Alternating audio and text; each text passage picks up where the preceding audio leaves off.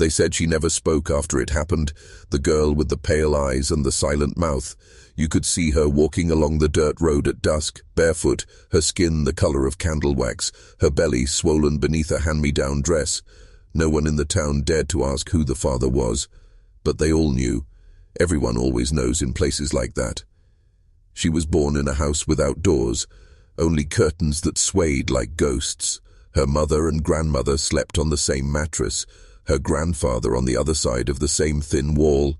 Bloodlines tangled like vines until no one remembered whose child belonged to whom. They said she was the prettiest of the bunch, but there was something in her face that made people look away, a familiarity that was too close, too wrong, like seeing your own reflection blink when you didn't. When she turned 13, the house grew quieter. The laughter, already rare, disappeared altogether.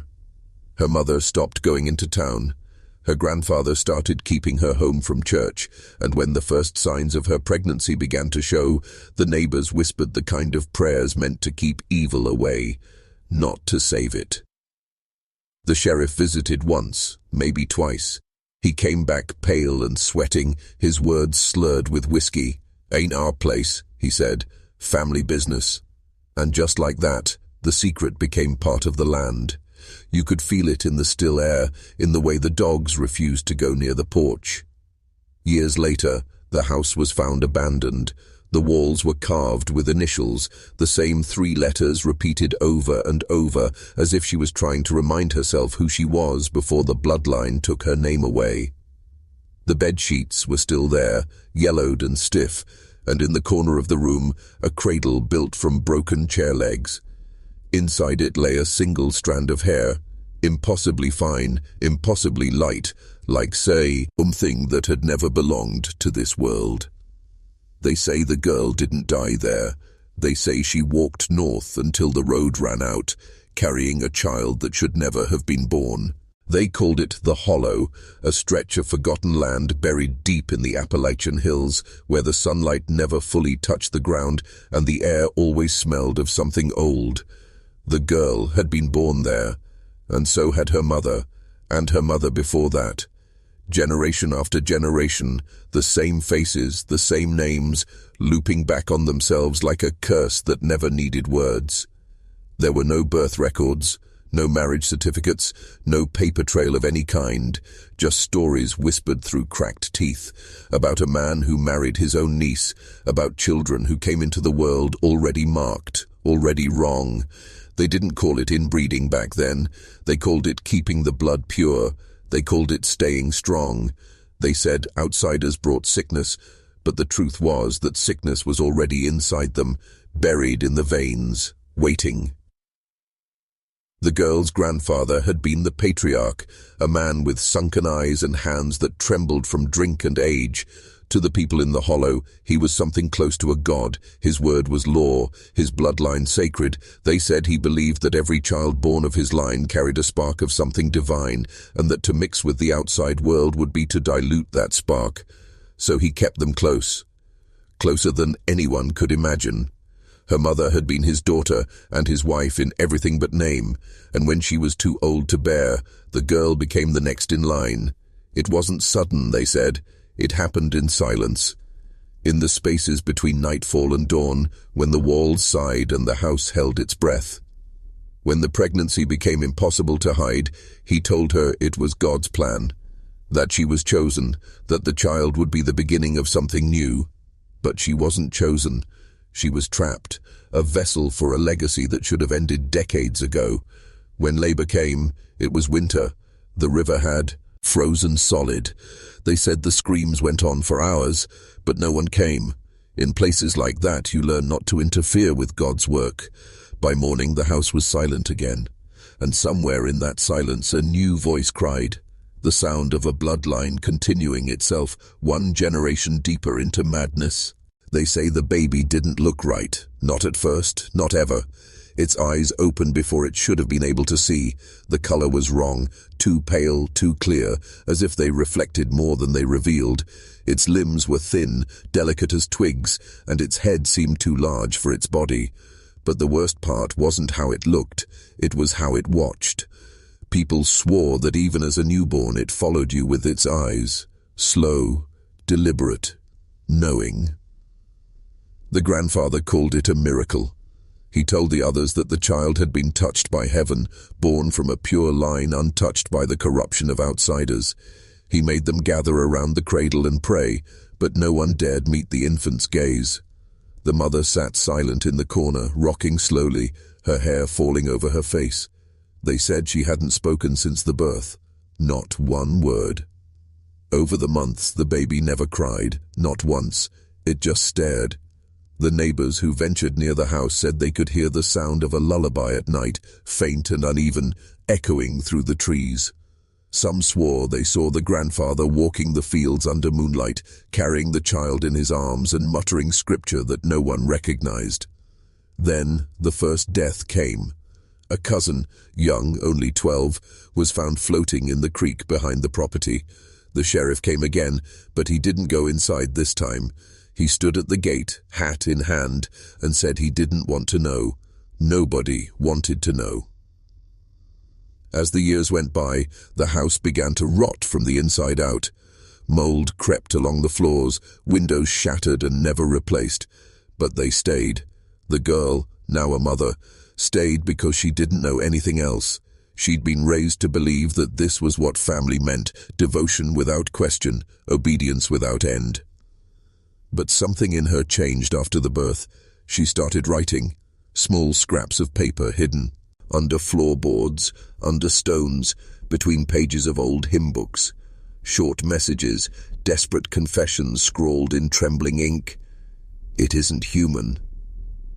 He says it's his, but it's not. It knows things.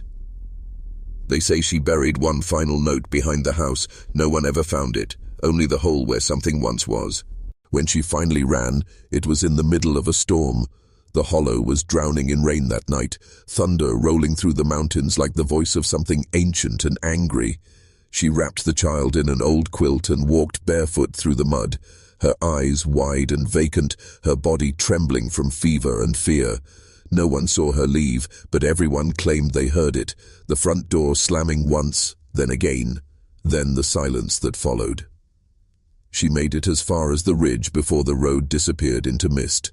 Some said she was trying to reach the town beyond the valley, where there were doctors and people who didn't know her name. But by morning, the only thing they found was the quilt, soaked through, lying in the middle of the road, empty. The grandfather searched for days. They said he didn't sleep, just walked the woods with a lantern, calling her name like a prayer. When the lantern light was finally found, it was swinging from a branch, swaying in the wind, still lit. Beneath it lay a single footprint, small, barefoot, pressed into the wet earth, and beside it a smaller one, half the size. No one could tell which way they led. The story should have ended there. But 2 weeks later, a farmer in the next county reported seeing a girl wandering near his property at dusk. Her clothes were torn, her feet black with mud, her hair tangled with twigs. He said she looked at him, but not through him, as if she was seeing something just behind his shoulder. When he blinked, she was gone. After that, stories began to spread. A woman seen standing at the edge of a field during heavy rain, cradling something against her chest. A baby's cry echoing through empty hollows, too high, too sharp to be human. Travelers said they felt watched when they passed through that part of the mountains, like something old was still there, still guarding its secret. Hours later, the house was burned to the ground. No one admitted to doing it, but the town didn't mourn. They said it was better to let the past burn than to let it keep breathing. But the land doesn't forget. Even now, the grass refuses to grow where that house once stood. Decades passed, and the hollow fell silent again. But silence doesn't mean peace, not in places like that. The earth remembers. It holds things. The locals said that when the wind blew through the trees at night, you could still hear a woman's voice whispering beneath the leaves, a low hum, almost like a lullaby. They told their children not to wander too deep into the woods, not to answer if they heard someone calling their name, because sometimes it wasn't someone, it was her. By the 1970s, a team of surveyors came to map the land for a new mining project. They found what was left of the foundation, half swallowed by vines and moss. Beneath it, they uncovered a small cellar, wooden steps leading down into darkness that smelled of mildew and rot. Inside were jars, dozens of them, lined neatly along the walls. Inside each one was something unrecognizable, preserved in cloudy liquid. Small bones, fragments of hair, tiny teeth. They called the authorities, but when the county sheriff arrived, he ordered the cellar sealed. No reports were filed, no one was charged. The official record says the site was structurally unstable, but those who were there said the sheriff came back up from that cellar with tears in his eyes. He wouldn't speak for 3 days after. That should have been the end, but one of the surveyors, a young man named Albright, couldn't let it go. He returned a week later, alone, and brought a camera. The photos he took that night never saw the light of day, but his sister claimed she found his film years later, undeveloped, locked in a metal box under his bed. She said when she finally processed it, every single frame showed the same thing, a woman's silhouette standing in the doorway of that cellar. In her arms, something wrapped in cloth. In her eyes, the faint reflection of light, as if from a lantern still burning after all these years. If you're still watching, you're already braver than most. Tell us in the comments, what would you have done if this was your bloodline? Would you bury it, or would you burn it before it buries you? Because in the hollow, the line between blood and sin was never drawn in ink. It was carved into bone. By the time the story reached modern ears, it had already twisted itself into myth. Locals spoke of the Pale Mother, a ghostly figure said to walk the back roads during storms, clutching a bundle that moved in her arms. Truckers claimed they'd seen her on fog-heavy nights, standing in the middle of the highway with bare feet and empty eyes.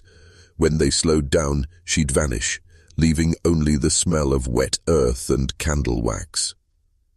But myths, like families, start somewhere. In 1994, a university researcher digging into rural genealogy stumbled upon census records from the 1930s. Hidden between the smudged ink and misspelled names was a family listed 3 times, each generation using the same first names, the same birth years, as if time itself had folded back on them. The address? The Hollow. She drove there that summer, hoping to document what was left. What she found instead were remnants. A rusted cradle, half buried in soil, a few pages from a diary sealed in glass. The words were faded, nearly lost to mold and moisture, but one sentence survived clear enough to read. He said the child would save us, but it took everything instead. After that discovery, the researcher disappeared for nearly 6 months. When she resurfaced, she refused to speak of the trip. She published nothing. Friends said she started leaving bowls of salt by her windows. Others said she moved because she couldn't stand the sound of rain anymore. Still, the photographs remained, grainy shots of trees bent in unnatural arcs, the remnants of foundations, and one image that has never been verified. A faint figure, pale and blurred, standing among the ruins. The proportions were wrong, the arms too long, the head too large, and yet in some strange, impossible way, unmistakably human. To this day, hikers who venture near that stretch of forest claim their compasses stop working, phones die, and some say they find baby shoes in the dirt, impossibly small and untouched by weather. Others hear it, the lullaby, slow and cracked, humming from somewhere behind them, even when they're alone. And every time someone tries to dig up the story, something stops them. Not fear exactly, but something older than fear. The sense that what lies beneath that soil was meant to stay buried. The Hollow was finally sold off in 2011, a forgotten patch of land auctioned online for less than the price of a used car. The man who bought it was from out of state, some say from Ohio, a hunter looking for peace and isolation. He built a small cabin on the ridge, just above where the house once stood. He said it felt quiet there, sacred even, but within months, that peace began to rot. He told a friend that he would wake up at night to the sound of whispering, not outside but inside the walls. At first he thought it was the wind slipping through the cracks. Then came the footsteps, slow, bare, dragging slightly, like someone unsure how to walk. His dog wouldn't leave the porch. It would sit there trembling, staring into the woods until dawn. One night, during a heavy storm, the man heard a knock at the door. He opened it and saw nothing, only rain and the empty field beyond. But on the doorstep lay something small, a jar sealed tight. Inside was murky water, and floating in it, a curl of pale hair. He buried it behind the cabin the next morning and tried to convince himself it was a prank. But that night, when he looked out the window, he saw a light moving between the trees, a lantern, swinging slowly. When he left the hollow 2 weeks later, he left everything behind, his tools, his rifle, even his truck. Locals found the cabin unlocked, his things still inside, the bed still warm. On the kitchen table was a single note, written in a shaking hand. "She's still looking." Today, the property sits empty. The county records mark it as unsuitable for habitation. Hikers avoid it. Locals refuse to say its name aloud, but some nights when the fog rolls through the valley, a faint light flickers where the cabin used to stand. And if you listen closely, you might hear the sound of a woman's voice, soft, broken, carrying a lullaby that doesn't belong to this world.